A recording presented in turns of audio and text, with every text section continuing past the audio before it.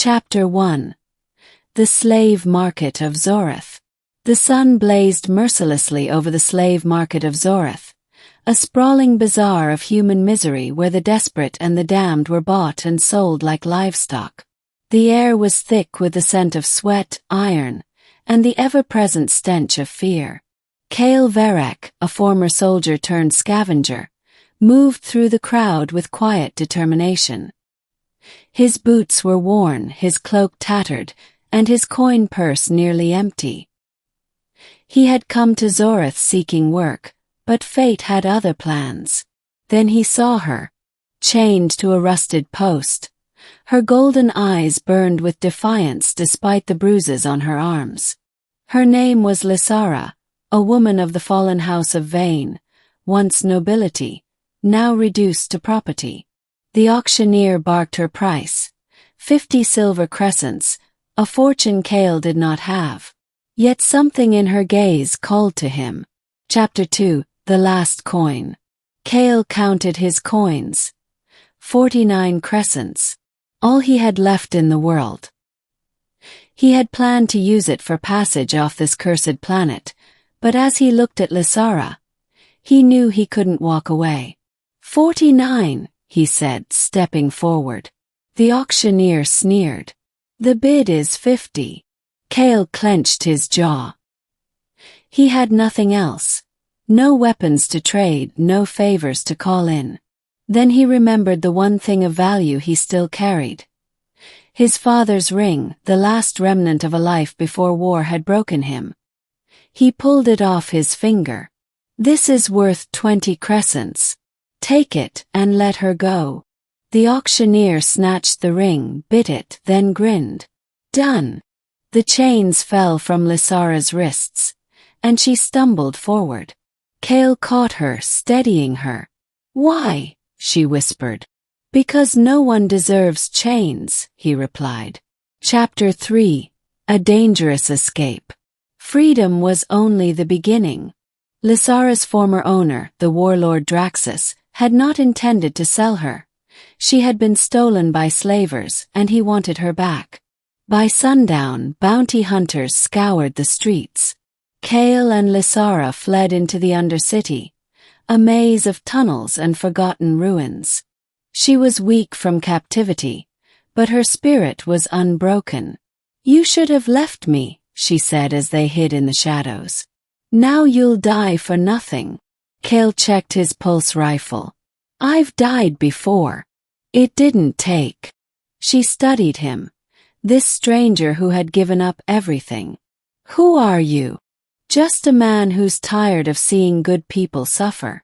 Chapter 4. The Truth of Lysara's Past. As they rested in an abandoned bunker, Lysara told her story. House Vane had ruled a star system until Draxus betrayed them. Her family was slaughtered, and she was taken as a trophy. But she was more than just nobility, she was a technopath able to interface with machines through touch. A gift Draxus wanted to exploit. If he captures me again, he'll wire me into his warship's core, she said. I'll become a weapon. Kale exhaled. Then we make sure that doesn't happen. Chapter 5. The Battle for Freedom. Their only hope was to reach the Starweaver, a smuggler's ship docked in the lower port. But Draxus men were everywhere. They fought through back alleys, Kale's rifle spitting plasma as Lysara used her abilities to disable security drones. When they reached the docks, Draxus himself stood waiting, clad in black armor. Give her to me, he growled, and I'll let you live. Kale raised his weapon. Not happening. The fight was brutal. Kale was outmatched, but Lysara, drawing on her power, overloaded a nearby generator, sending a surge of electricity into Draxus' armor. He screamed, collapsing. They boarded the Starweaver just as the engines roared to life. Chapter 6. A New Destiny. As the ship broke Otmo, Kale slumped against the hull, bleeding.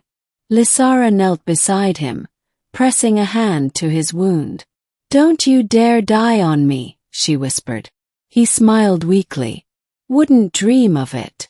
Weeks later, healed and free, they stood on the deck of a new ship, one they had stolen from Drax's fleet. Lysara, no longer a slave, had become something else.